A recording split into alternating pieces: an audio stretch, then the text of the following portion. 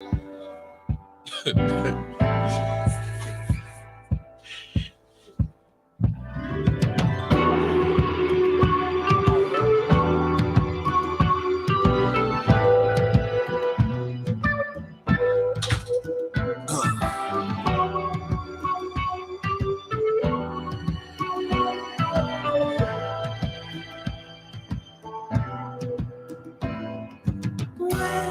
we stand in the crowd, I feel so far from you.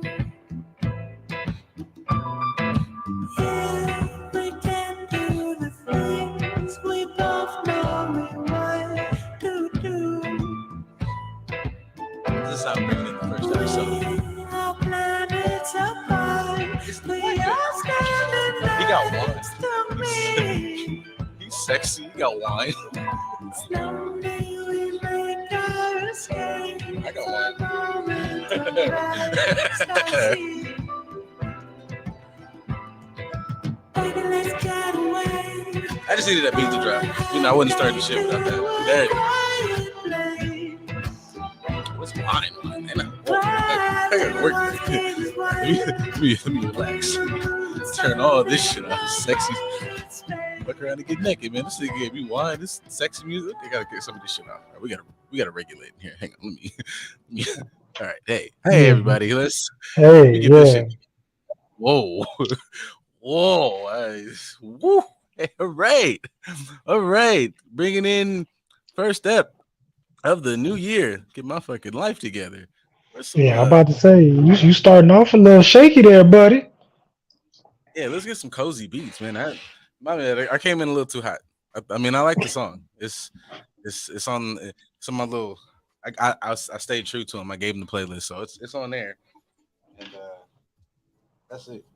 That was a little too hot. That was a little too sexy. It ain't nothing wrong with getting your sexy on, but you took a little sip of the wine and everything, man. You might.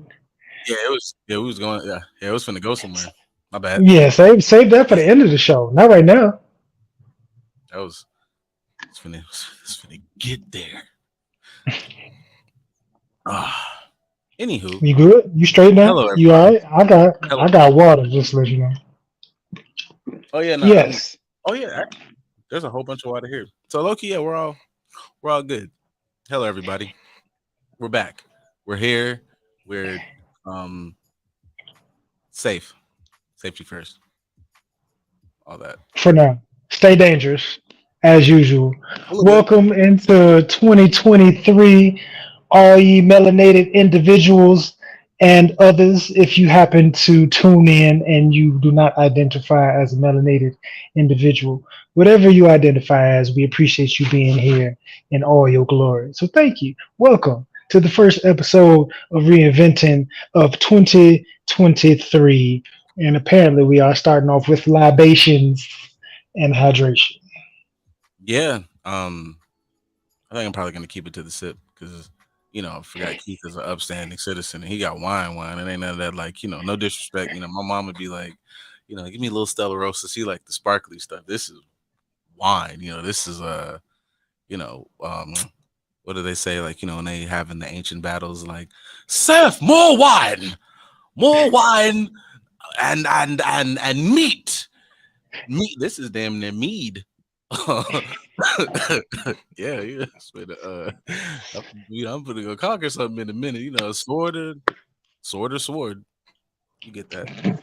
But yeah. Hey, LeBron said ain't nothing wrong with wine. He drank wine, and it's helping him do what he does for all these years. So maybe wine is the secret. No, I could see like don't hold me to this, but I can see myself like as I get older because I just realized like liquor like just kick your ass a little bit. Like I'm now in the ballpark of like I need certain ones. Like I see now the difference. We was in college, like you could just grab whatever off the shelf because it was cheap. Like whatever's, don't even get it off the bottom shelf, get it up off the floor. Like give me the floor, give me the floor tequila or whatever you was drinking on. Yeah, now I'm like, man, I'm interested in like the qualities of it. I definitely have noticed like, oh, it affects my body more when I'm like, y'all, somebody wanted, like I remember like even over the even over Christmas, like my sister was just like, we're taking shots, and I was like, these are smacking. Like, this is not this is like I'm still got it, but like I got to make sure like I eat in between. Like it's a system to drinking plastic bottles of vodka. Nah, man, and I'm not gonna tell y'all about throwing parties and you might bring your personal bottle of the good stuff, but you bring them plastic bottles and you fill them personal bottles up because $2 shots at the door, whatever. I appreciate you finally deciding to get up off the floor when it comes to your beverage choices.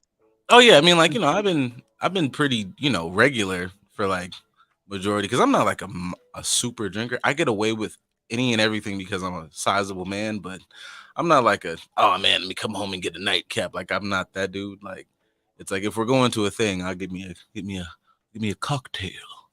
But yeah, no, like where did I feel like I got one of my best friends like he's trying to be that guy. Like he's got like a select whiskeys and I'm like, where you even get this from? It's John Buchanan's Reserve 54. I'm like, oh nigga, I didn't know you're that dude. Like, you're a refined whiskey man and you're gonna get a Stogue in a minute and it's gonna be cigar club in a minute. Like dangerous. I mean, go ahead and take that leap. I mean, we already talked last year about you getting closer to Unk status, so go on and do that. Get you some high price, high quality cognac. You can go ahead and do like Uncle Shay and get you some of the Le Portier or whatever he calls it. Get you a nice little smoking, something that burns real nice and smooth on you, and just sit there and swirl. Hell, you was halfway there with the intro. Yeah, right. It's peak. It's coming out. That Unk status coming out more and more. I'm a Here's the season, brother. I'm a fan, man. We all watched Avatar. Uncle Iroh, the best character on the show. You just jump straight in. He got wisdom. He kick your ass a little bit. We all saw him do the best at home workout when he was locked up. Amazing. And he balled. You gonna find a way for the And bald representation to be there every single time, as you should. I'm not mad at it. you have to, what's that shit everybody be saying when they put whatever version of themselves? Representation matters. Representation matters. Like, bro, the character didn't. Did he need to only have 9 toes? Like, how many 9 toe? But my bad. Have I offended the 9 toe community? Y'all got I one that mean, I don't know. start. You can email Dion, see if you can get a coach in touch with Coach Prime. Maybe he can answer that question for you. He took it on the chin though. If you can take what what O'Shea Sharp was saying, you can. What I'm saying wasn't that bad. He's fine. Yeah, if you can't like, I'll stand on my millions with my 7 toes and be all right. I mean, that's also a different generation. That's the generation of people that was willing to cut off a digit if they needed to and keep pressing on. Mid game. We're in the Super Bowl. Cut it off. Like, yeah, we got to win. Now, oddly enough, I didn't plan on jumping into this, but since we're here, why not? Hmm. In relation to sports and different mindsets and generations and things of that nature. Now, I'm sure most of the sports community, the black community, a lot of different communities know about the player that collapsed on the field yesterday. Right? Yeah, the Bills dude. Was he Yeah, DB something like that? yeah, he's a DB. Had a little bit of I think they said he went into cardiac arrest or something or whatever the case Yeah, is. So I know Skip caught a lot of flack based on his comments around the situation, which I think were taken a little bit out of context. I didn't. But you said what?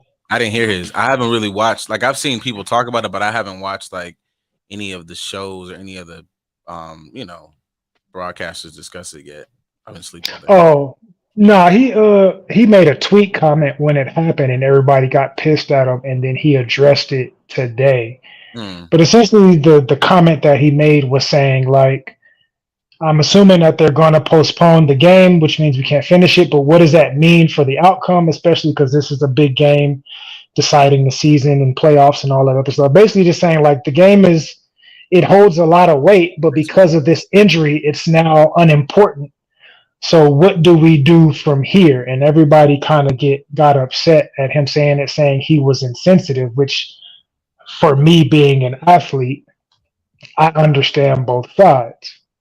Now the tricky part, we just highlighted how like old school players, they're willing to cut off a finger or whatever the case is mid game, go back to playing. Something breaks, tape it up, go back to playing. If I get a concussion and I can't remember nothing, I don't care. Let me sit for a second, put me back in the game. I don't care if I die on the field, right? That's the old school mindset when it comes to athletes of any sport. Mm-hmm. Whereas onlookers are like, oh my God, that's super serious. We need to stop the game. They shouldn't continue playing. I can agree with both, but how do you see people navigating situations like that today when you have the comparison of an old mindset versus the comparison of a new mindset? One may be rooted in sacrificing yourself even to a fault, and one may be rooted in protecting everything and everybody as much as possible. I mean, as a selfish fan, you like the idea of a motherfucker just man. I remember like watching when we were like when I was definitely like in high school. Like you watch the I remember we did that in episode like the the Giants of the Midway, and like they were monsters on screen, and Lyle Alzado would eat a nigga's fucking intestines mid game, and then tie his fucking nuts around his helmet and just kill everybody on the field. And Lawrence Taylor was tearing niggas' legs off and beating the coach with it. And that shit looks great and amazing on camera. And it's but these are fucking humans. And the idea that when you think about it just outside of the context of entertainment, it's these are grown men with kids, and football is this small of a window in a motherfucker's life, and that's what it's supposed to be. Like you get out, you're a dinosaur by your 30s, and you want to be able to see these dudes transition into.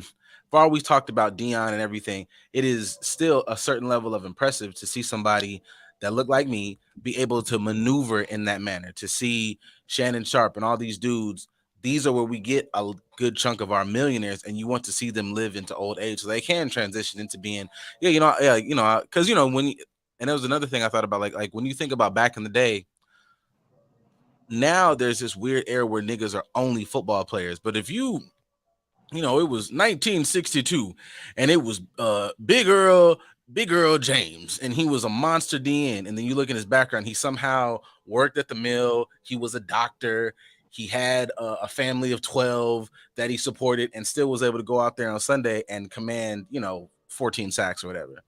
So the idea that it is bigger than football. This is only a game. So sacrifice to the point that you need to, but don't lose your life for a sport. I don't really agree with that, and I don't think that that's nuts. I like that and just outside of ball and just into a bigger black scope, I like that these kids who I'm not going like I'm not gonna lie, I'm not going to watch football to watch Nick Saban coach. I'm going to watch whoever is the top ranked, knock the hell out of whoever, and that kid should get a deal. He should get millions of dollars because he's getting this school gajillions of dollars.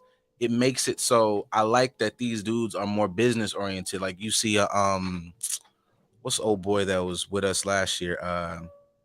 The linebacker who was with the Rams and he plays for the Bills now. Felix will tell me in a minute. But him, like, I'm finna go, I'm finna go get a bag. Like I came here, I got my championship. They don't stay with a team no more. These teams are not our families. And I think that's a terrible mindset that has been taught to all of us who have touched a field, a court, or whatever, that a coach who is getting millions of dollars, whose job it is to sell you on this family dream, and those type of things make you scared to take a knee. Those type of things, those type of mindsets, all of that to me feeds into the same mindset that you sacrifice yourself for this business that will not do the same for you. So I said all that wordy shit to say that I enjoy that when you're here and you're healthy, absolutely knock their heads off. But if you get on this camera and say, look, man, I'm trying to create, I bought this, that, and the third. I came here to play the game. I got a gajillion dollars. And like some of those other ones who like, yeah, I'm done. I'm going back to be a doctor. I've always wanted to be a doctor. I don't give a shit about football. So yeah, no, I don't believe that you should lay your life on the line. Von Miller, there we go. I don't think that you should lay your life on the line for a business. That's a job. Like They sell you all these mindsets and football is life. No, it ain't. That shit is a game. That is 100%.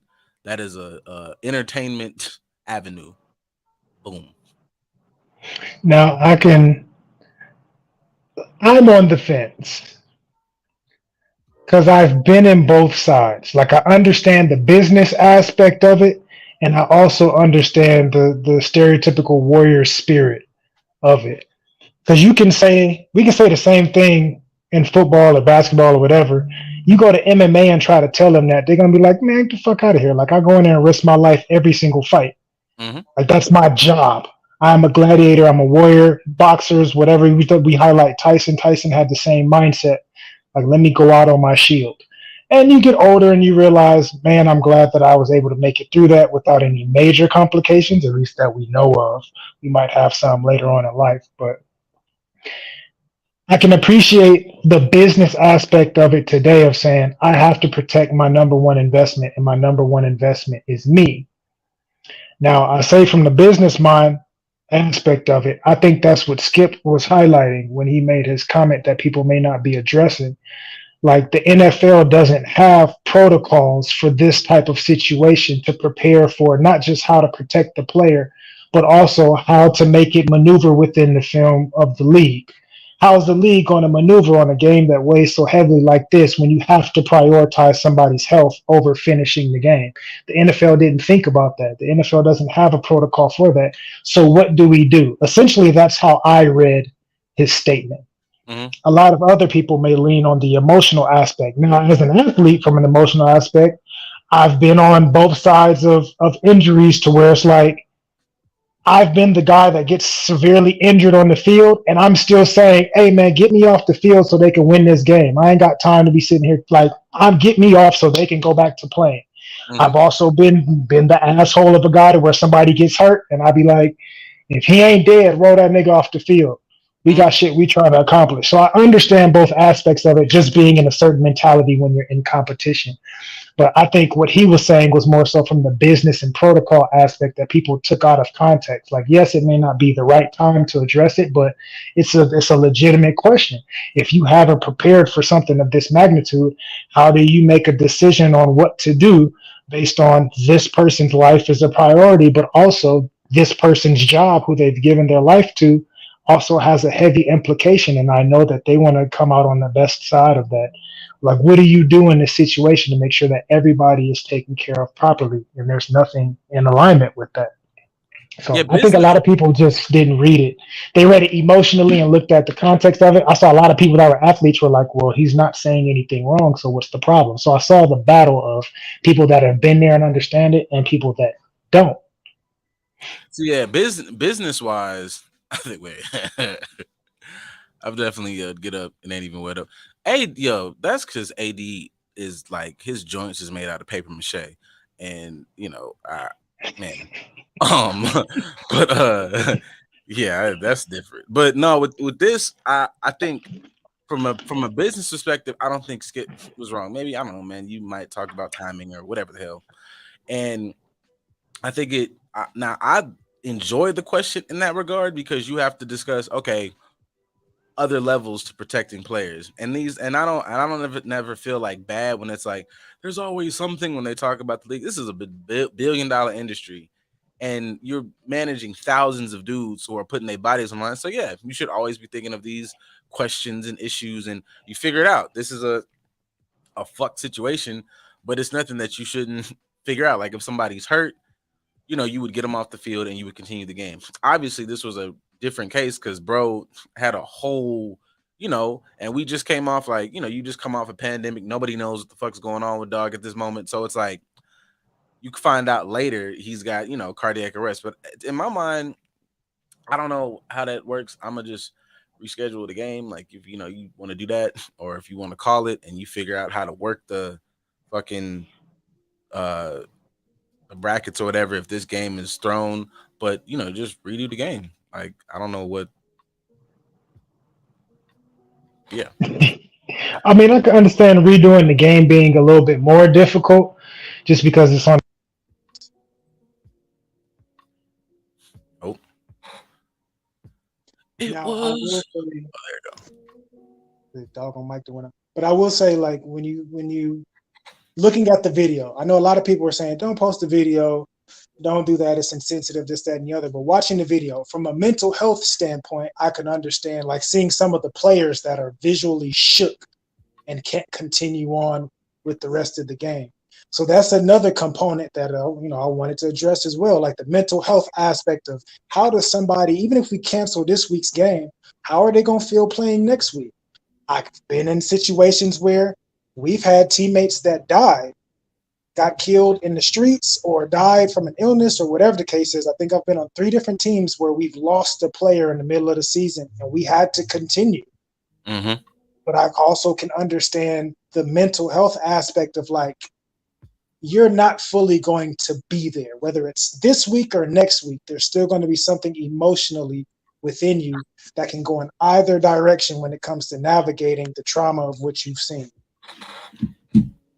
Now with that, I feel like, mm, I think that I don't know, if I'm thinking about this business wise, I do think if I'm either one of these organizations or across the board, you provide the resources for these players to, you know, um, to get the help they need or maybe make it a team thing. But I also know that that's a bit of a tall order to be like, stop production because everybody's, feeling away.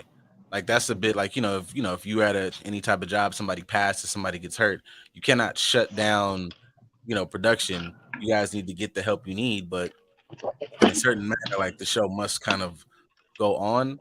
Um, so I think there that for that particular thing meant the mental health aspect is kind of got to split the middle. Like there needs to be a acknowledgement, and I think the team should put, some, don't do none of the fake speeches. Like I understand we saw some wild shit last week. We all need to as a unit kind of come together and figure out how to process this. But I think it would be it's just some unbelievable. I don't be putting a commercial while I'm trying to talk. Nobody want to care about Dawn Power Spray. Jesus. But yeah, I think it's a tall order to think that like uh the NFL would like, just stop production so everybody can go kind of, have a session or five. That's a bit much. So I think I don't know. I think there should be the opportunity should be provided. I think it should be discussed. But um I know death is heavy, but also especially with something like you said, like with football, with with anything, like you go into this going injuries happen. Like people have gotten paralyzed on the field, life's changed, fucked around and died later. You got to kind of deal with the fact that that is the price of this particular sport. Like this is one of the most violent things to ever, you put your body under duress on a fucking regular basis. Shit is not normal. Entertaining, but that shit ain't normal. I'll take it even a step further with that, because I know we're speaking in regards to something happening in the game on the field Mm-hmm. when it comes to death or trauma or something along those lines. But I also was watching. I watched the first. Well, it's only 4 episodes, but I watched 2 episodes of the Prime documentary, like him coaching at Jackson State. And they have one of the players there that's like he's a real good player, but he's going through some mental health stuff. And he even like in mid practice is like asking the trainer, like, man, I need a therapist, which I appreciate him saying that. Not it ain't for cameras or nothing. Like my brain is not together. I need a therapist or something because this what y'all seeing on camera is not me, and I'm struggling. Mm-hmm. He gets to telling his personal story, like where I come from, like I'm lucky to make it out. And he starts naming off different people, different deaths that he's seen, different killings that he's experienced. He's like, I just got a text earlier today about my sister's friend being shot and killed or stabbed or something like that, and it's a girl. He's like, I hear people telling me about death that happens all the time. So this is my outlet. This is my way to get my family away from that. You go with an athlete with that type of story and you tell him somebody gets injured in the middle of the game, we're not going to play. That's traumatic for him as well, because this is my livelihood. This is how this is how I'm getting an opportunity to change my family's life. And you're saying that I can't do this because somebody got injured. People get injured all the time. Not to say that they're being insensitive or that they should be insensitive, but they're experiencing trauma so much that they can become numb to it when you look at it in the context of the game. Like, damn, I hope that he's okay. I wish the best for him. Can we get him some assistance and some help and get him where he needs to go so we can finish this game? Mm-hmm. It's a different mindset that the average person may not understand. So it gets tricky when people are navigating how to care for people in the midst of them needing support. So with something like that, like I think about that, like, do you go at the mindset or do you create, I guess, supports that almost kind of reinforce it? Because getting them up off the field doesn't address that dog does not know how to process things outside of this game, like the ability to not to go. All right, he's hurt. This might be a big deal.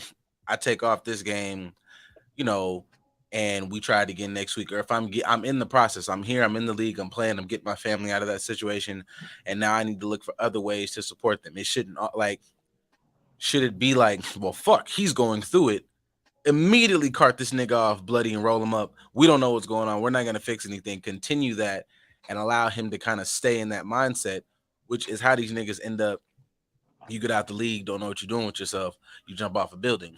As opposed to, well, let's start to instill ways that, nigga, you need to learn how to deal with the fact that, motherfucker, they might, anything could happen. Hurricane could hit tomorrow. The whole stadium blew up. We not finna play, ho. Like, relax. You figure it out. Like, take this fucking couple $1,000,000 and now you get into all these other aspects, like other ways to support yourself, other ways to identify, other ways to take yourself out of football or fucking badminton if that's what you're playing. Like, don't really matter. I mean, whatever sport somebody's playing on a professional level, taking themselves out of it, it's easier said than done for those that haven't played. True. For those that have played and the higher up that you've played, it's difficult. Say fucking Tom Brady. We seen him.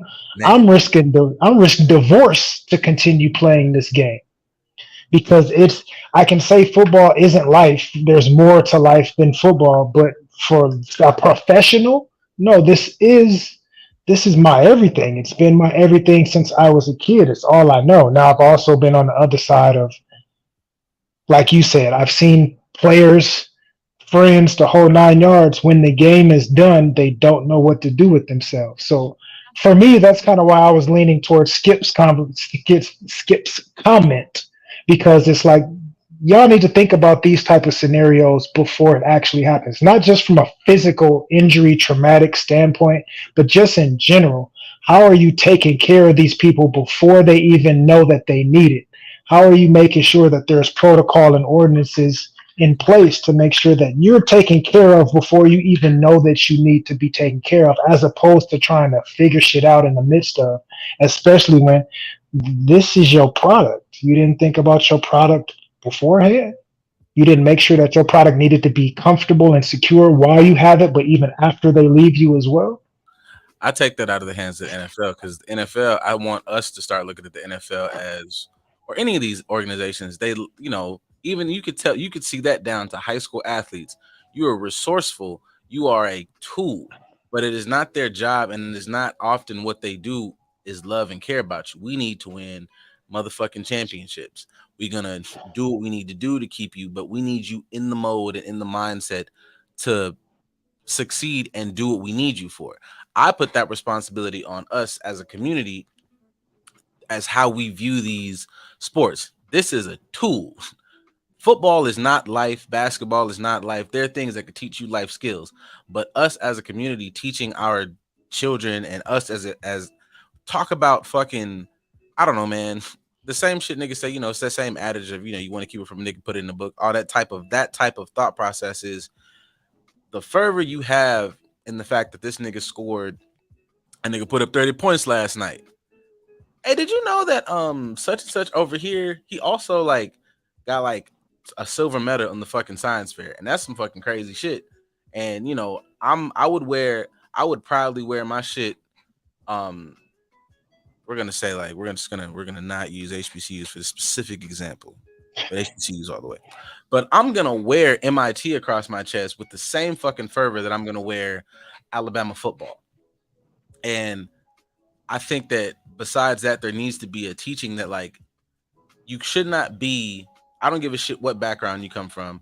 You should not. We have to stop this mindset that sports are the only end all way, and not teach like, look, man, you can get to the tip top. That is temporary. Like what will sustain you for the rest of your life should be this, and this. This is a tool, and goddamn it, you use this tool till you can't have fun, live life, do backflips, knock niggas out, dunk, all that shit. But it will end, and so you be able to transition that.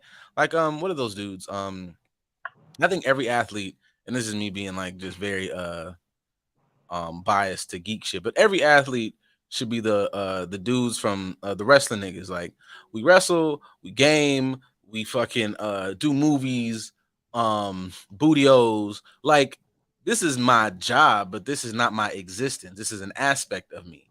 And I think we have to start doing better at not identifying ourselves with one thing. A nigga rapping, he is only a rapper. A nigga fucking play basketball and he's only a hooper. What? No, you're not. I'm a whole human. Now that part I can agree with. That kind of goes more into the business aspect of it and protecting your number one asset, which we've talked about before. How our community sometimes we mentally pigeonhole each other into being one-dimensional beings, right? Mhm. I like seeing the stories of like the former NFL players that own a cupcake shop now and are making money selling cupcakes, or Justin Tuck, who's a Super Bowl winning football player who's like dominating in the stock market now on Wall Street, Mhm. or other athletes that finished their career and went and got their PhD. We don't hear about those stories that are important for us to know. Even fucking Michael Strahan. Michael Strahan went into commentating, has done well, not just in sports, but has his own show and is directing movies and TV shows now. Like that stuff is important to see and hear and know so people can understand the business aspect of it. Like, get your money, give your all, but also protect your investment because once this is done, there's more to it than this just this. For not even that regard, I can appreciate Dion's situation and him going to Colorado. Although, we have our discussions about that. But I can appreciate no, I was an athlete. I was a top athlete during my time. Now, for this purpose in my life, it's to help lead young men by way of sports. So I'm coaching or I'm doing this and I'm doing that to help step into a new aspect of my life that gives me the opportunity to have purpose. Like that's important for us to know and understand. So we do know that we should protect ourselves, even if the organization we're working for isn't protecting us as much as it should. Yeah, I think I don't know, man. I think that should be an aspect for us all across the board. I was because I think that's a mindset we get caught up in just in general and in any aspect. As soon as you become popping, you miss your opportunity to, you get stuck in this version of whatever the fuck this is. And I don't know, man, the most successful people to me aren't like that. Like I was watching the Joe Budden pie last night and they had Jadakiss on there. And you look at motherfuckers like the Locks, one of the most, legendary groups ever. um Styles has a juicing company, and Jadakiss is starting like a coffee business. Like in general, you would look at these individuals and be like, you're only supposed to sell, I don't fucking know, clothes and throw money at the strip club, whatever it is. And this idea that like, you can't do more stuff, you're not allowed to, or you don't even allow yourself to expand and do more. And I think, it starts at home. Like I think it is the responsibility is on us to tell and allow others to be like, hey man, like you can do that. Like you can, like I love seeing athletes go to games wearing fucking I don't know, man, anime shit. Cause to me that registers like when you listen to I watched something. It was like Bosa for fucking the Chargers, or whatever. Also, whoever runs the Chargers social media, I think they deserve as much pay as the athletes because they have the best. I want them to win solely off the fact that I want to see what their social media person does. The best ever social media presence, but bro sits up there and talks about anime and this, that, and the third. So you can see this person like, oh yeah, I have like a pretty solid hold on like who I am because I come to work, I play this game I like, and then I go do other stuff that allows me to expand and explore myself. And I might be ready to fucking stop doing this shit tomorrow because I got 50,000 things I'm interested in. And that's what these are for. These are fucking avenues that, man, when you think to yourself, like us, everybody in this fucking chat, you think, God damn, if I had an extra 50,000, I'd do whoop whoop whoop whoop whoop. If a motherfucker is paying me 30 million a year or whatever, or 10 million or five, five, whatever, because everybody in here, none of us are getting a million a year. So if you give me 5 million a year, what that makes me think is these 27 things I thought about doing, I now have access to do so. I'm not. I love this fucking podcast shit. I turn into fucking Joe tomorrow. You niggas are gonna go, man. When the fuck you start building skyscrapers? I don't know, bitch. I like architecture pages, so I linked up with this fucking company because I'm rich now. I can do what I want, and I think that's one thing. Like, we just sit and be like, well, I'm rich now, and I bought my mama a house. I'm gonna buy everybody, buy mama the house, buy my daddy a house. I would buy them a house across the street just so I can see the awkwardness of that. But then I'm gonna go do some other shit. I'm gonna go do some other fucking stuff because I'd be like, damn, I always wanted. You know what? I can do that now. I have always wanted to blank, and I can do that. Great. That's to me. I want us because everybody else seems to get that except for Tom Brady. Tom Brady is like, fucking man, I'm fucking with these niggas, boy. Like, we are not doing nothing else. But everybody else somehow figures out I wanted to skydive, I wanted to act, I wanted to go spelunking in Baghdad because I found the water out there. Didn't even know you could do that. I was cave diving. I think that's important to note. Like keeping it with the athletic realm, people are risking their lives for an opportunity of hope. Like I want to play this sport not just because I enjoy the sport, but hopefully it gives me the opportunity to believe that I can do more than what I've been told I can do. At least in regards to our community. Because a lot of other, like say white athletes, they already have their opportunities. They already have their hobbies. They already know what they can do and what they can be after the game is over. But for a lot of us in our community, they're like, this all I know, this all I got. And you'll see some retired athletes that'll tell you, like, I didn't start figuring this shit out until I was in my mid 30s, closing in on 40, or in my 40s, where I started to realize that I'm more than just an athlete.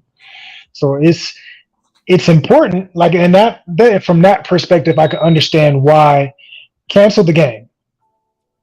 Cancel the game because although this is an avenue for you to have hope in other areas, I have to protect you from yourself. So that you can do these things outside of this avenue and believe that you are more than this, I have to make sure that you don't further risk yourself or anybody else do the same thing right now.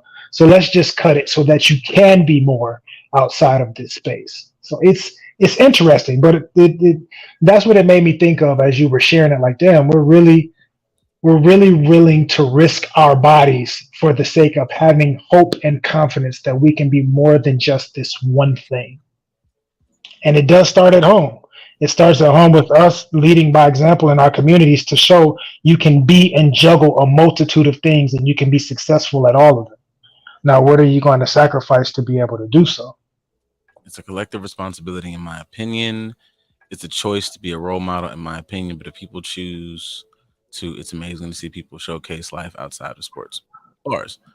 Yeah, I think it is, and I think it's it's a community responsibility because, like I just said, you want the obviously, you want as a I don't know, man, as parents and this, that, and the third.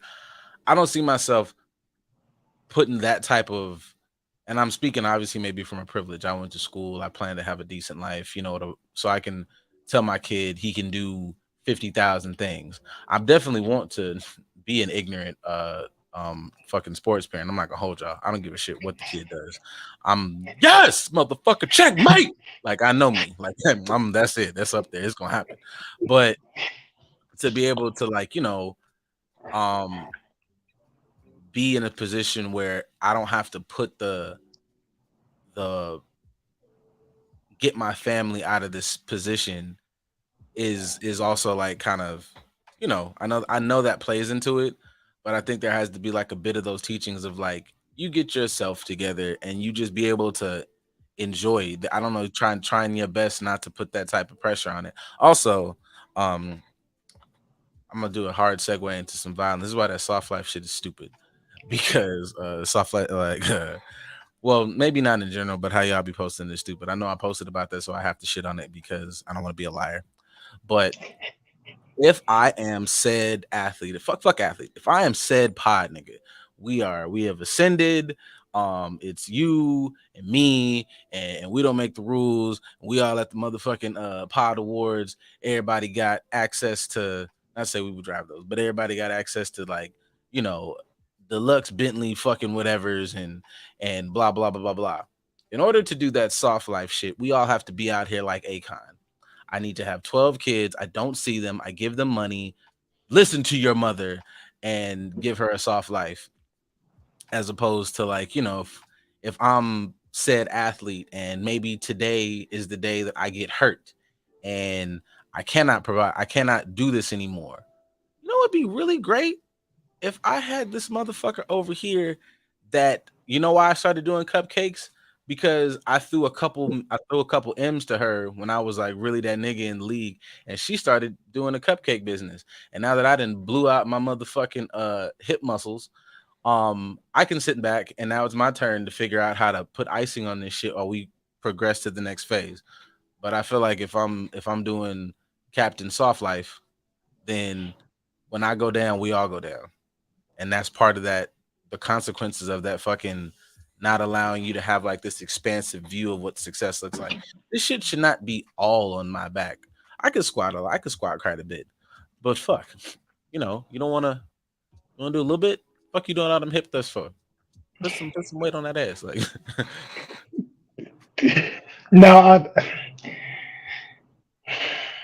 I'm glad you brought this up, but I'm not glad you brought this up because I've been shitting on soft life for a minute just because it I seems just feel like we arrogant and haven't been as materialistic.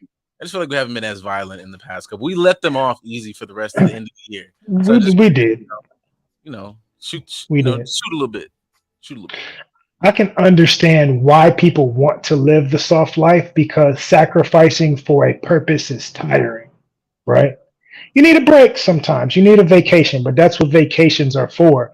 But life in general, if it has a purpose to it, in my opinion, it's never going to be easy or soft. You're going to have to make sacrifices. You're going to have to make adjustments. You're going to have to collaborate with other people. You're going to have to pick up the slack when they're falling. They're going to have to be able to do the same for you in return. So to me, there's nothing soft about that. If you want to be a business owner, there's no such thing as a business owner's soft life. Even if you're COO of a $1 billion company, there's still shit you have to pay attention to. There's still sacrifices that need to be made. If you're a small black owned business owner, you definitely are sacrificing, so ain't nothing soft about it. So, us, in my opinion, on social media at least, us navigating or portraying this soft life of traveling, buying luxury, eating 5 star, spending all kinds of money for the sake of my peace and mental health. That's what irritates me because it's like that's not entirely peace and mental health at all. Like peace and mental health is work. Peace Yep. and mental health is like sitting down talking to that person, preferably me, depending on the situation, but talking to them and paying them nicely to do so, taking care of your physical health, making sure that you're eating proper nutrients, taking your ass to the gym, making sure that you're doing things that may not necessarily be comfortable for you all the time. That's not a soft life. That's effort. That's diligence. That's efficiency. That's being consistent. That ain't soft.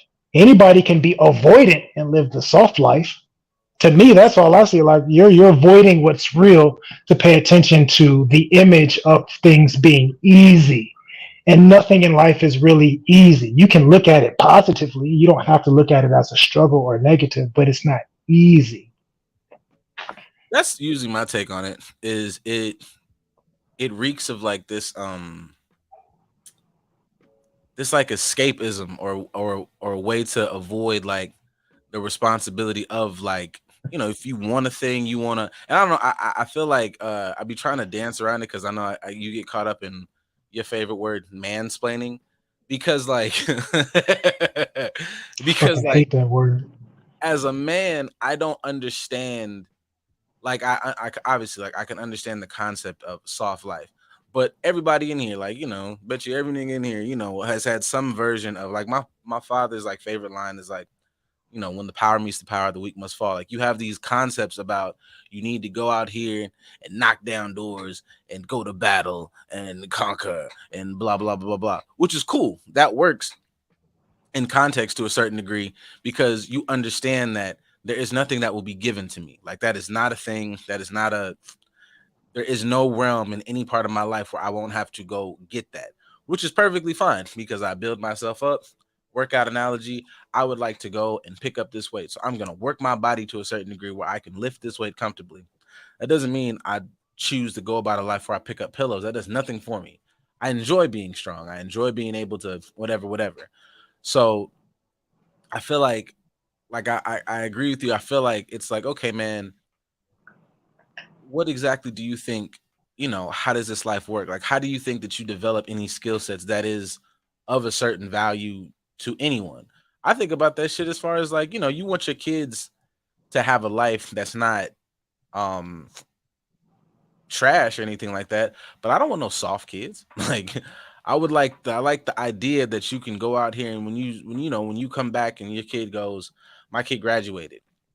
My son is a starting linebacker for whoever the hell.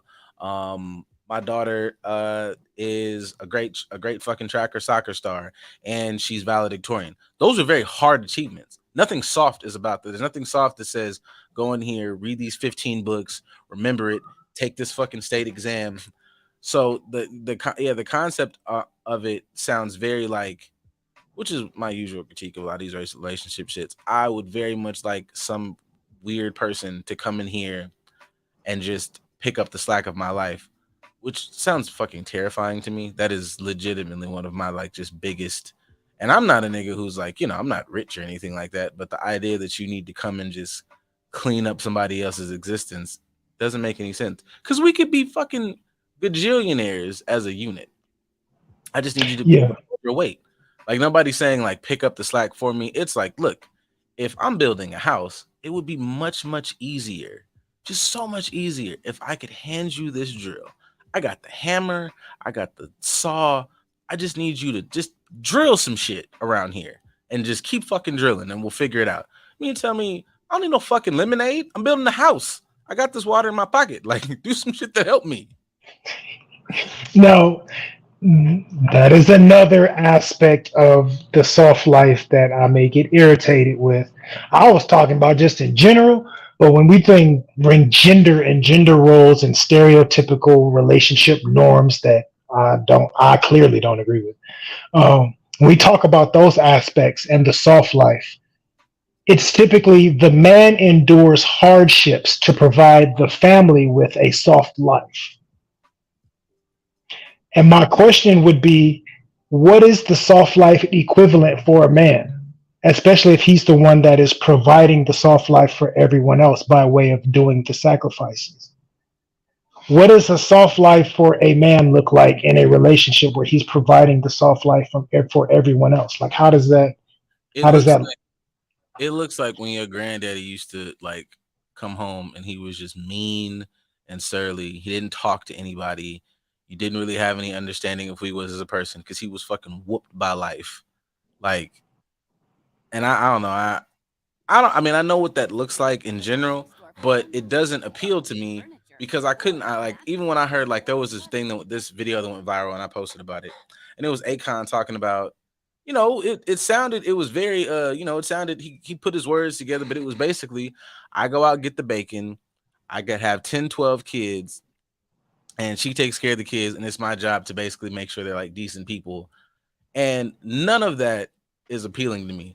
I didn't post today, but like he was my dad's like up there in the somewhere in the rafters of now because y'all talking in these comments. But I have very like vivid moments where it was like I have intimate moments with my mom and moments where she kicked my fucking ass and moments where I've seen my mom do her job and be a fucking boss. And she wasn't unfeminine. She wasn't any of these like um I don't know, man, these real simple ways that y'all like use these topics to figure out your horseshit points. Like it wasn't none of that. Like she was all her all day in some very fancy fucking shoes and looking real what you motherfuckers be trying to look like when y'all having these stupid ass shows about four women taking on whatever. Anyways, and then my dad, to this day, in my mind, would like punch the shit out of like a T Rex with laser arms. Like that's how he looks in my brain.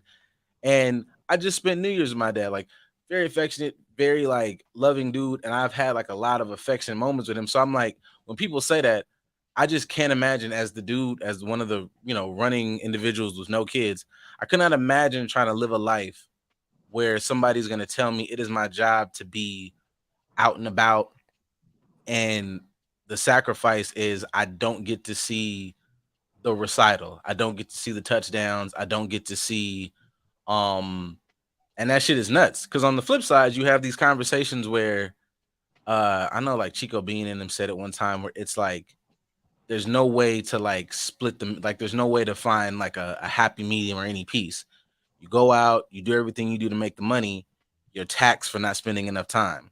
If you're available to spend the time, then somehow you will end up being a brokey because you're not going to be able to make all of the money that you probably could have made if you was whatever. So it's like the weird fucking simple process is like, hey, it would be great if you go get the money too, then we'll have that same amazing amount and we'll both have enough time, because that's what balance looks like.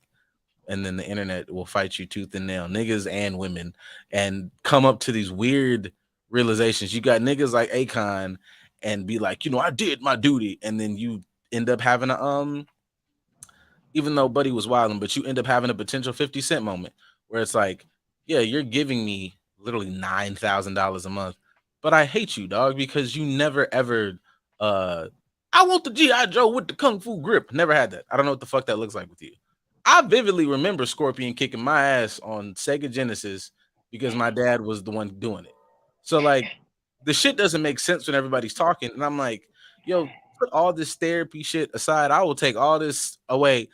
Use your common sense, guys. Like, what are you talking about? What are you saying to me? I don't care how you put it. I don't care how many, as a pod nigga, I don't care how many you pod niggas and women say it's dumb. That shit don't make no fucking sense. You're weird.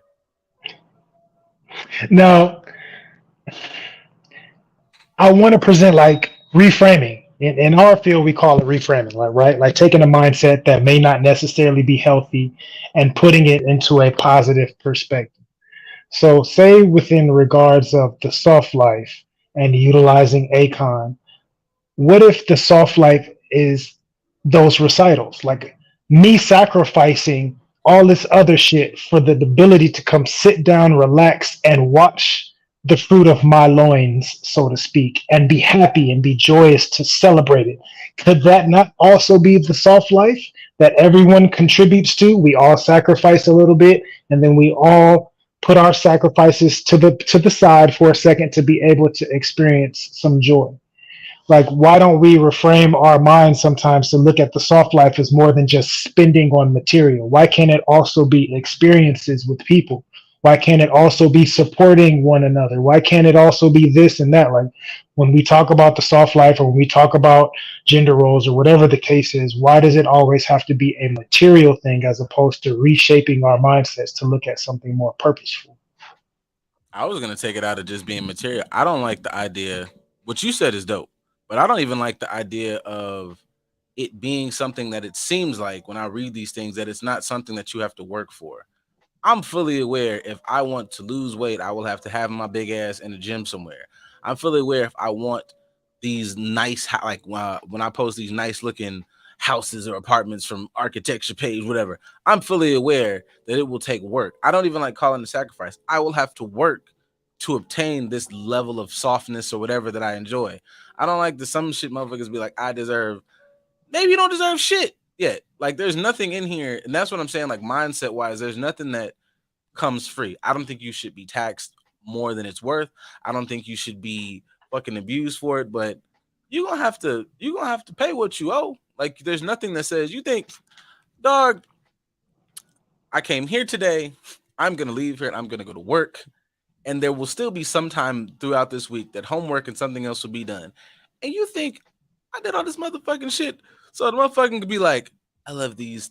I don't know how you gonna sit on these bajillion thread fucking sheets of mine and think that like I'm gonna just get some ass and you gonna tell me some poetry, motherfucker? What? This Wi-Fi costs in this month. Like, just like practically. I know we want to be talking all this fucking like. I like all the energy shit, but there's no level where this shit makes sense. Never heard of soft life being what y'all are describing. Well, tell me what it is, then, because that's what all I see. So please tell me the positive version of the soft life is. Tell me this. Tell me the soft life that I'm missing, because I don't understand it. I know about it. Stereotypically, soft life is really just supposed to be living a life of ease and low stress. Okay. Now, to me, what I'm explaining, it doesn't exist, or at least within the perspective of shifting how you're looking at things, because nothing really has to stress you out, depending on who you ask. And if you talk to a Buddhist monk, they'll say there is no such thing as positive or negative or stress. It just is. And you attribute the meaning or purpose to everything that you experience. So you can perceive something as stressful or you can perceive it as not stressful, depending on what your perspective is. How the soft life is portrayed is I'm living the soft life and a life of less stress on social media by way of doing lots of traveling and lots of leisure and things of that nature, which is cool, but your soft life has to come from a sacrifice. Just like I may want the soft life of being in good health and being able to enjoy being in nature. But in order to do that, I also have to sacrifice earning the money to do so. I also have to sacrifice managing investments if I'm living off of some sort of extra income. I also have to make sure that my health is up to par to make sure that I can even manage doing these things. So my point when it comes to living a low stress or no stress life is you have to sacrifice something and go through stress to be able to appreciate stress free. It doesn't come with a all stressless situation and there's no sacrifice involved. You're always going to have a balance of sacrifice and then giving yourself some sort of self-care because of it. For me, I would utilize self care as a better word than the soft life because there's nothing soft about life. You have to be able to sacrifice. Even for the wonderful things of life, there's a sacrifice. And sacrifice doesn't mean it has to be negative. It's like consequence. We use the word consequence with a negative connotation, but consequence is just result. There has to be a result of some sort. So you have to sacrifice something, give up something to make space for something else. I can take that the definition's been hijacked. I can deal with that because like the idea that like I don't, how do I say this? It feels very, from what I've seen, it always feels very like the way those memes feel like you're saying something but veiled behind it. And this is also part of my perception.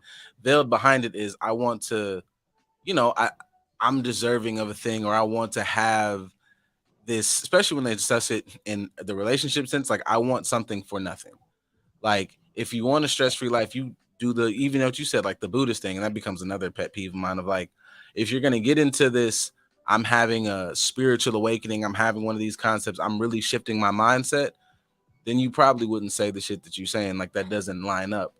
Like with what you're saying, because if you're able to expand and see things both sides, if you're seeing like this behavior brings this consequence and it will relate in these ways, it will go down this path, I have the foresight and self-awareness to see that, then what you're saying doesn't really line up with that.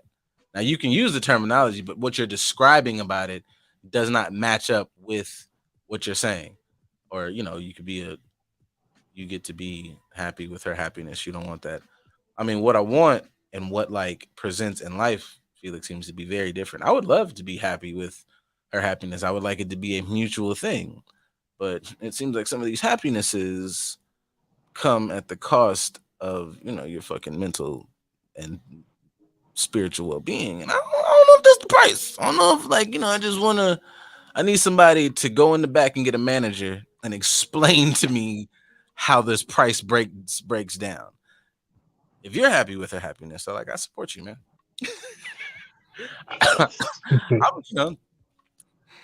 I'm, I'm good with her happiness. I feel like we're all at least socially predisposed to put her happiness first. So I feel like shit. I mean, That's because we don't show both sides. Now, whether you're talking about relationships or for yourself, or even going back to the original topic of sports and sacrifice in that regard, we don't show both sides of the conversation. We don't show both sides of the actual experience in order to take someone else's needs into importance or putting them at high regard. You're doing that because you know that person's going to do the same for you. I hope you chose somebody that you're willing to sacrifice for because they're willing to sacrifice for you. Or I'm portraying all the lovely material possessions or expensive experiences because I've put in this hard work over here, but I'm also going to show you this hard work. Or even saying from a mental and physical aspect, say for myself, I had one point in time when I had the body and everything was ripped up and looking real nice. I showed that, but I also showed people like I struggle so that I can enjoy this aspect as well.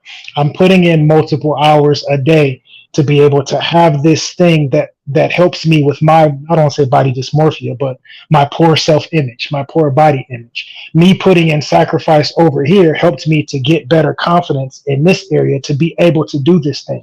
Like we have to portray the good, bad, the ugly, light, dark, however you want to describe it. We have to do a better job in general of showing both sides so people understand the balance of it all. In my opinion, when we continuously show just the positive aspects and we don't talk about the negative, it creates a convoluted understanding of what these things really are, which is problematic because people that may not have the understanding to dive deeper into it, they just attach this one thing to what's stereotypically portrayed. They don't dive deeper and see that there's no, that this is layer one. There's 15 other fucking layers to pay attention to. I mean, that's what I don't know, man. Go get a therapist, or get get a better friend group, but also get a therapist. Because I just feel like if we're having these conversations, and maybe I'm spoiled because I've had you and I have other friends that are like, okay, if we're gonna talk about this, right? We're gonna it's a little bit, it's like a little adjusted motivational interview. Because we could do this with every aspect of what we talked about. We're talking about the soft life shit, or we're talking about even before when we were talking about the sports thing. I need to go and only play football. That's how I got to get it out the mud. Great. That is a good way for you to provide for your family, to chase your dreams. And then what? Well, then I'm gonna play ball. Okay, cool. And then what you gonna do? Like I'm in the league now. How old are you? I'm 32. Okay, so like roughly how many more years do you think you got? Oh, I got like 3. Ball is life. Ball is life. Okay, but like in 3 years, like what are you gonna do in 3 years? Well, I didn't really we haven't thought about that. So now we're gonna start seeing where some of this fucking shit goes. You want a soft life or all that other shit. Like you could do this shit at home. You could do it at home. Like let me just go. I'm gonna just keep asking the next question about this thing and just see where the fuck you land. If you're being honest with yourself, y'all are full of shit. Some of you, not everybody, but like it just sound good. And I'm literally not in the business of making it sound good. I'm in the truth business. I'm very much so in the help you find the truth, the best truth, the truth that helps you. They said something in one of these books. I know I've said it before. They call us like choice architects. Very fancy term for like the mental healthy therapy people. But it's like, no, let's build this out. Because you go. That's what you go to your contractor for. I got a nice pot of land. If it's left up to me, it'll be this one big block, and you can just see across the. It'll be a fucking warehouse, and I put a bed in it. But no, let's see where this goes. We're gonna put a wall here. We're gonna put a hallway here. We're gonna put this here. Now where do we go? Oh, fucking my toilet is somewhere next to my goddamn kitchen. Wow. Well, see, you didn't really plan that out. Well, you didn't think twice when you look at these plans. So, you know, I feel like, I know I'm speaking from like a level of like I read on this shit every day, but like this shit is done. Like I'm not hating for no fucking reason. Like I'm just is not helping.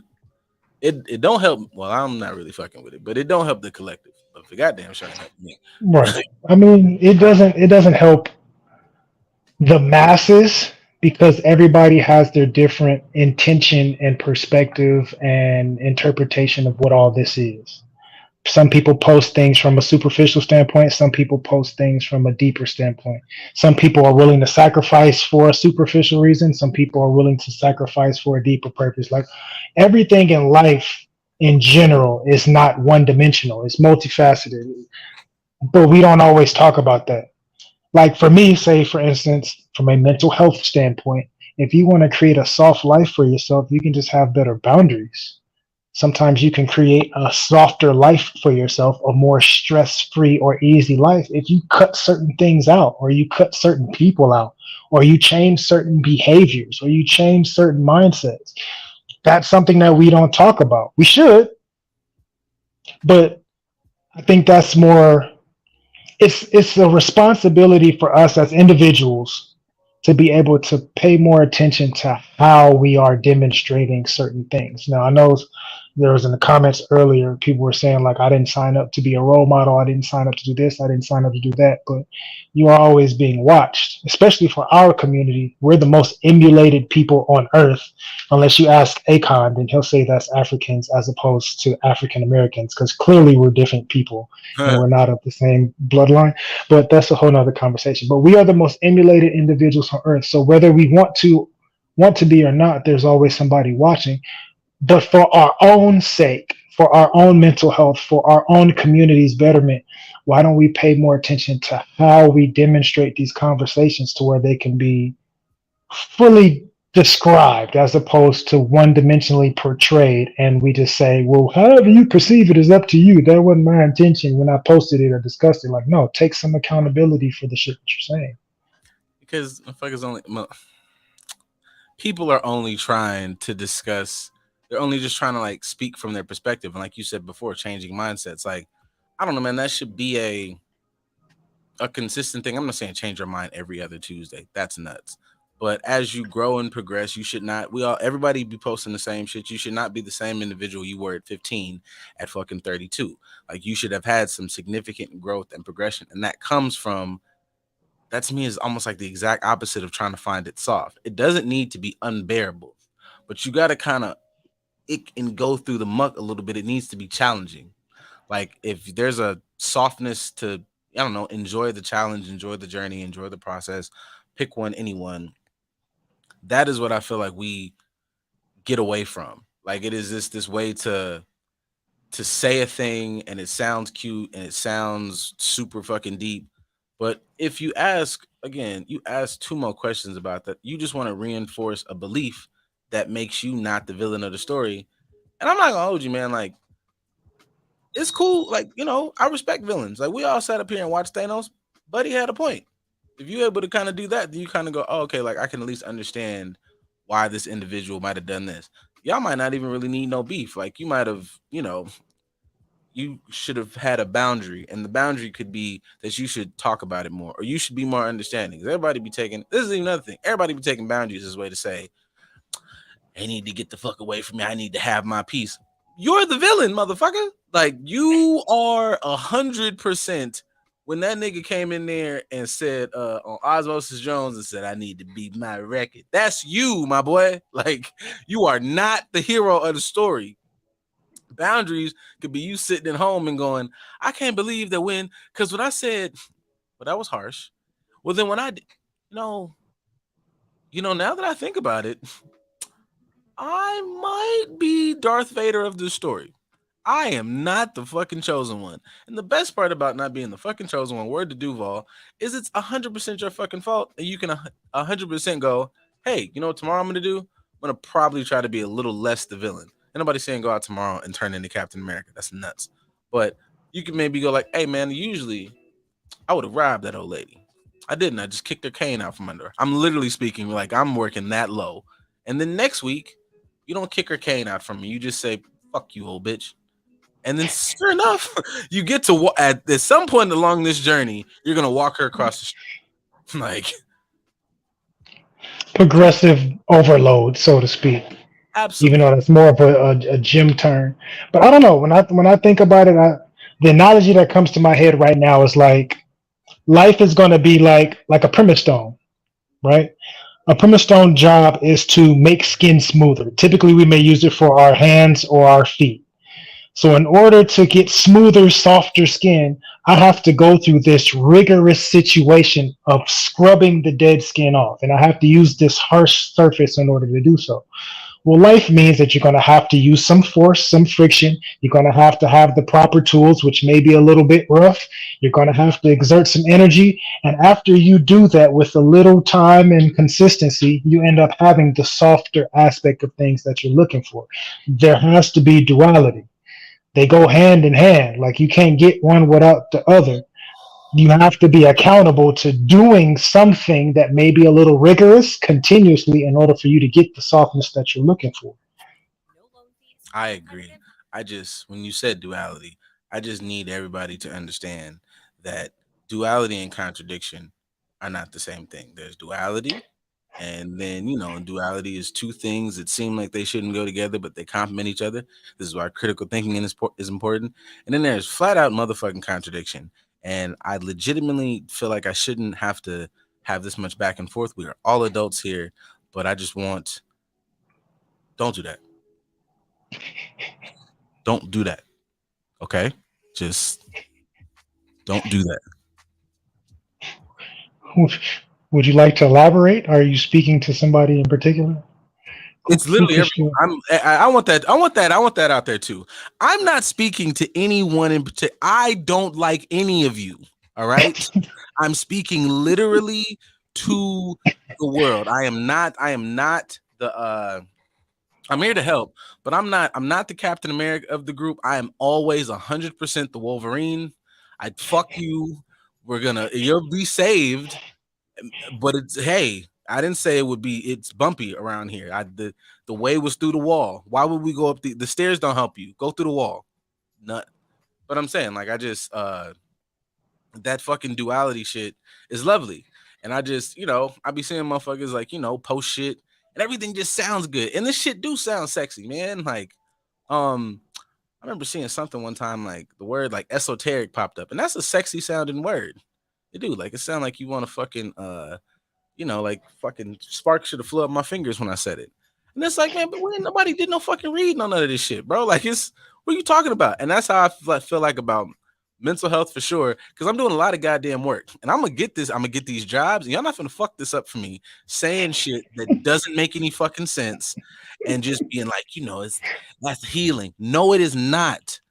We literally, it wouldn't even take the whole session. First 15 minutes, I'm gonna tell you why that's not what you said. That is not it. You're not doing that. There's literal article evidence. I just did a report on this Thursday, ma'am. That is not what that is. My boy, that's not you're wrong. As a man, you gotta shut up. Shut up. That's not what that is. It's not what that is. So I just want niggas to stop. Cause we also I'm super ranting now because we made all this shit.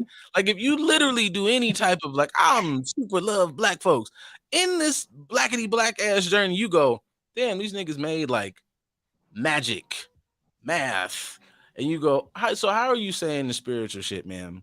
And you're not following the rule. It's literally a rule. Depending which one you fuck with, we could just make it easy. You can go straight Egypt. There's 42 of them. You can't find something that you can in 42 fucking rules. Damn. What's wrong with y'all? That's my problem. Yeah. Just breathe, bring it back. The funny, I like watching these rants sometimes because sometimes people may look and just see me just watching. But it's funny to see you already. You ain't even made it fully in the field yet, and you already understand what I internally fight through on a daily basis. Oh no, It's just funny to see. this is why when people talk about like this particular platform, and I'm like, I'm super dedicated to not becoming because I don't think I can maintain it. This is what I'm saying, like have a little foresight. I know that as much as I be having little spurts on here, I be trying to catch myself, but I have moments where it sounds lovely, it sounds all eloquent, and it sounds like it should be like nice orange sepia tone, and you have a darker font, and it's really lovely, and it's fucking effervescent titty milk fucking therapy. I don't talk like that. I don't move like that, and it makes me feel like I would have to go to work and I would have to aggressively fucking cut it on. I don't want to do that. If that's the case, I would have legit. I don't know, man. I'd have probably joined the military. So I'm like, wherever I have to be my fakest self. And also, I don't know about y'all. I know what I've like worked at, and A nice, well, it's part of my thing now. A nice, well placed cuss word, a good fuck in the middle of some intervention, boy, we in there. A good, now that's the fucking shit you need to do. What? Yeah, you caught that. Now you're gonna latch on to that fucking shit, and you're gonna latch on to what I said before, cause y'all are grown. I don't have to. I don't have no. I don't have to take no kid gloves off. I'm doing this shit with the most ridiculous demographic ever. Anything from 12 to fucking 19. Stop playing with me, bro. Like,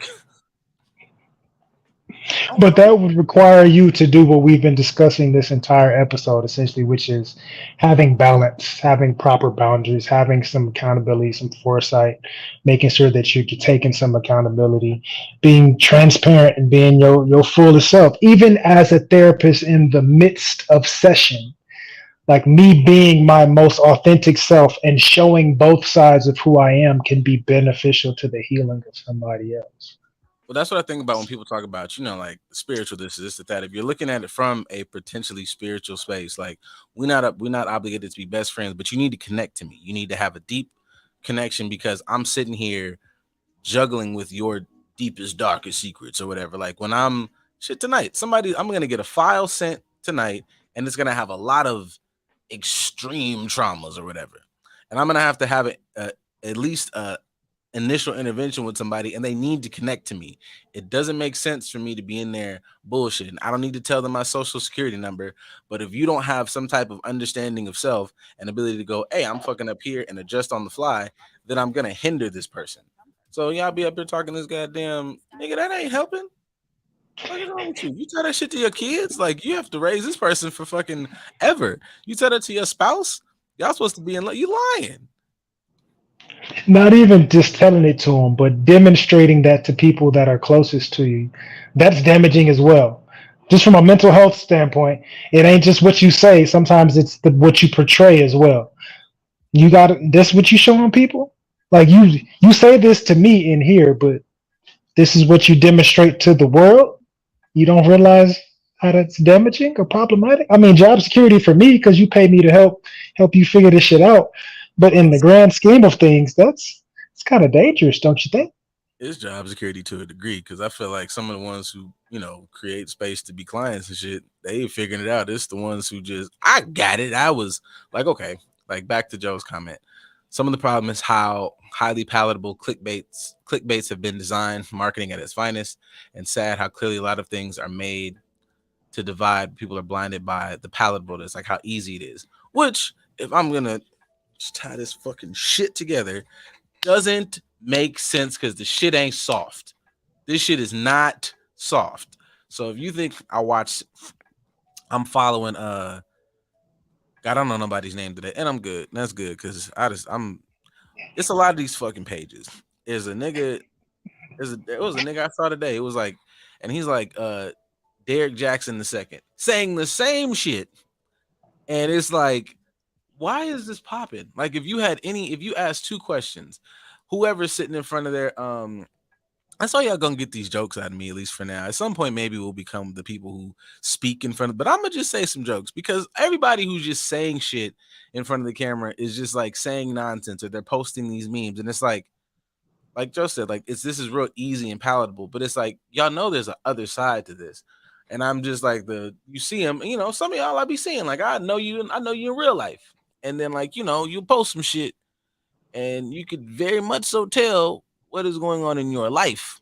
And that is telling that you are not following any of these principles to the degree, to the T. It's not really it's a lot of memes.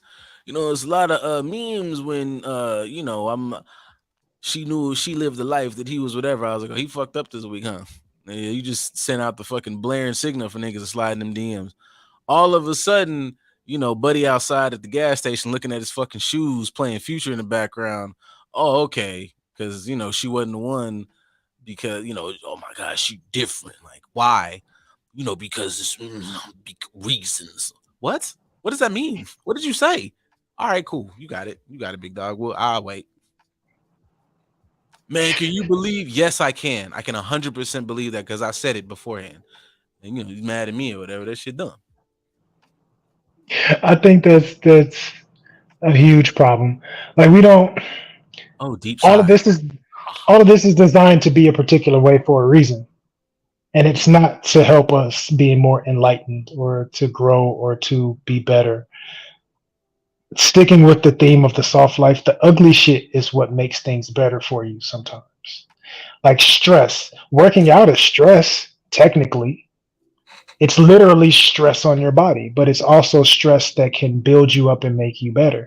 There's a lot of different aspects of stress in our life that do that. It seems like it's something that's negative, but when you look at its purpose, it's something that's could be beneficial. We have to be able to show that. We have to be able to realize, oh, this is this way because of marketing and because somebody has an ulterior motive. That's not how this is actually supposed to be. This is the reality of it. We should be able to pay more attention to that. That's But actually a we good don't example. like that. We like we like ease. We like comfort. I look at food pages all day long of delicious, greasy, meaty, cheesy things that look oh so wonderful. But the other side of that is I can't eat this shit on a regular basis. I'll die. I'm gonna This eat is it. a once a month type deal that I go and partake in this. I can't do this every day. And somebody that gets paid to show you delicious foods and eat them every day, they're not healthy. They're And not they, showing you their cholesterol level. but I'm gonna eat me a little bit. But I Oh feel yeah. like that I feel like that answered Robin's question. Oh, with the emoji too, deep sigh. It's like, damn, black people trying to find a way to be less uptight, relax, and find softer parts of life and living. We got to make it a problem. It's not a problem with finding softer or ways to softer. Yes, I'm gonna say that softer parts. It's not wrong to find ways to relax. It's not wrong to find ways to decompress. It's not wrong to find ways to enjoy the fruits of your labor. But we are not as a black community, we are in no position to take any days necessarily off. We are not in a position to avoid what is in front of us. And that's what a lot of these things end up looking like. I can't say for everybody, there's clearly has to be people that are doing it right. But oh shit. What it looks like, I mean, it might not just. I mean, maybe just don't call it a soft life. I think obviously we've discussed one of these fucking shows sometime. Words have power, perfectly.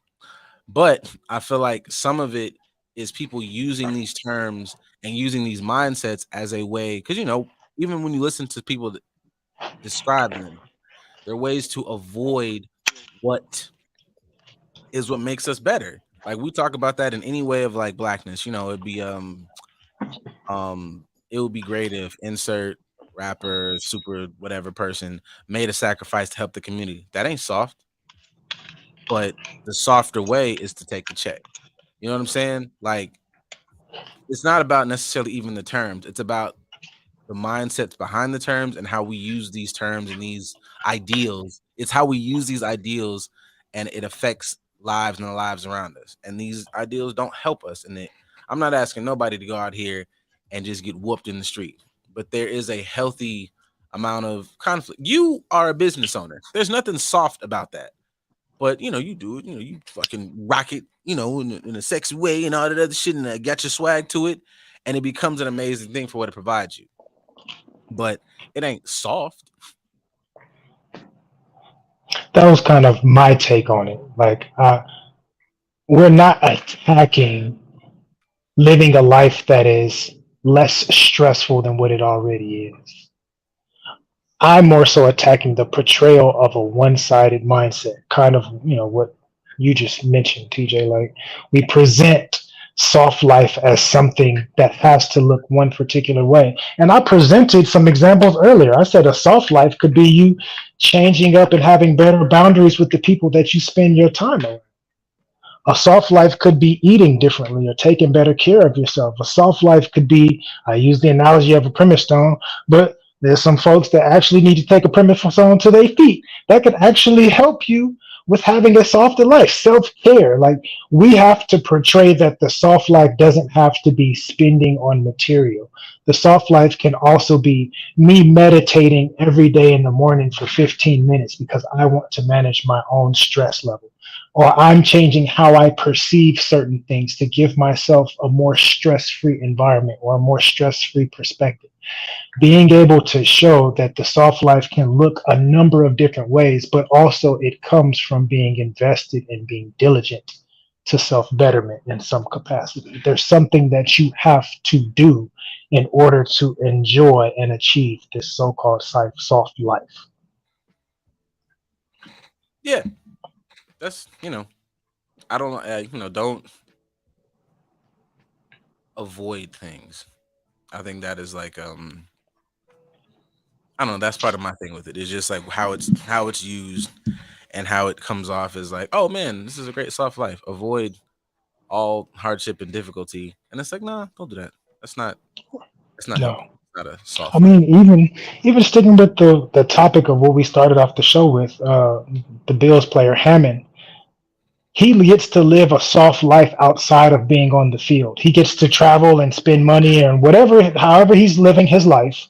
I don't know him personally, but him doing charities, I saw that they showed he does that or whatever the case is that raised a lot of money. Him doing charities, him traveling, him taking care of his family, him being able to enjoy luxury items and things of that nature come from him sacrificing on the field literally his life because now he's fighting for it. Like it comes with some sort of price. There's a give and take in every situation. So we should be able to have the discussions that are more full circled as opposed to just linear. Like, in order to be here, this is what you have to do to get here. And it ain't gonna always look like this. Sometimes it looks like that. Sometimes it look like that. Sometimes you can give and give and give, and you get bit in the ass. And even you getting bit in the ass still gives you the opportunity to realize that there's some softness to this. So just have a more well-rounded conversation about all of this shit as opposed to just feeding into the stereotypical narrative of it being one way. That part. Um, I don't really have much to add on to that because it's pretty good. Tied I that mean, bow. you can elaborate on effervescent titty milk therapy.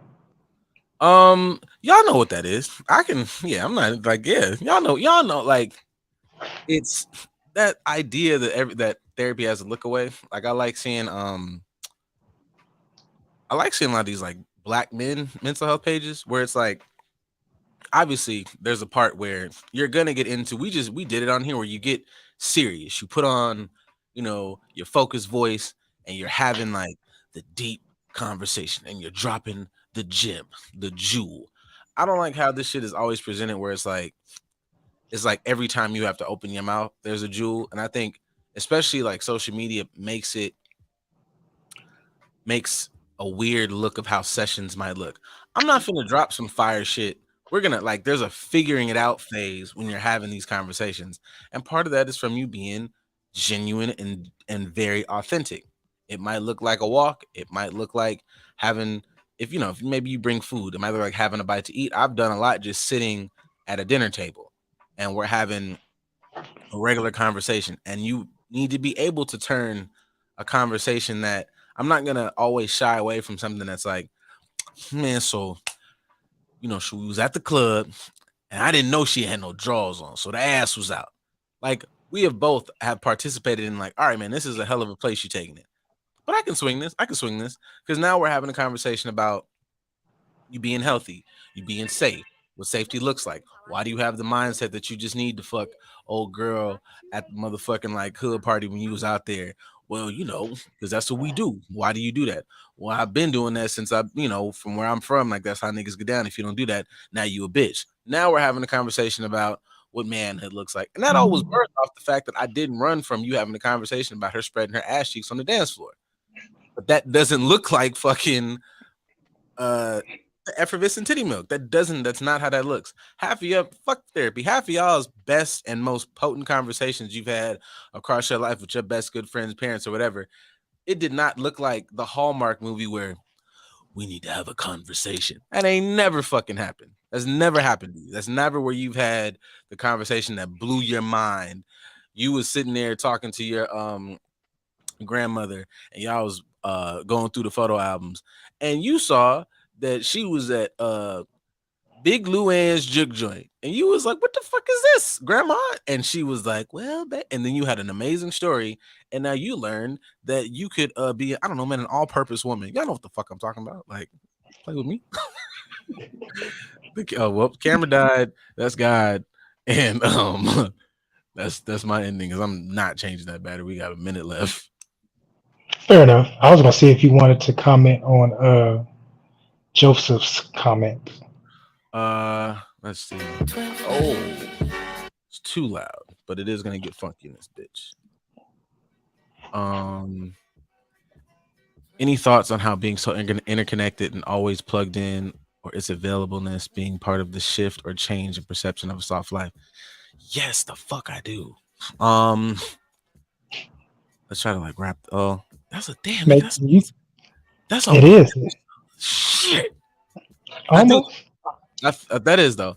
It is this shit that even goes back to the beginning of the show. Like when we're talking about, it's up to the community to kind of like be a part of what you instill. Well, I know we were talking about football, but the interconnectedness, it allows what is somebody else's quote unquote truth to be bled onto yours, and not having the, and this kind of group think, want to be popular, want to be, accepted by everyone, and not understanding that, one, that's impossible, but two, you don't pay attention that this motherfucker might be a fucking nutcase. Just because you're good at music or you're good at a sport or you're good at whatever, there's nothing that says I need to think the way you think, that you have a good beat on things because you made a fire ass beat. Kate Renata is amazing. Anderson Paak is fire.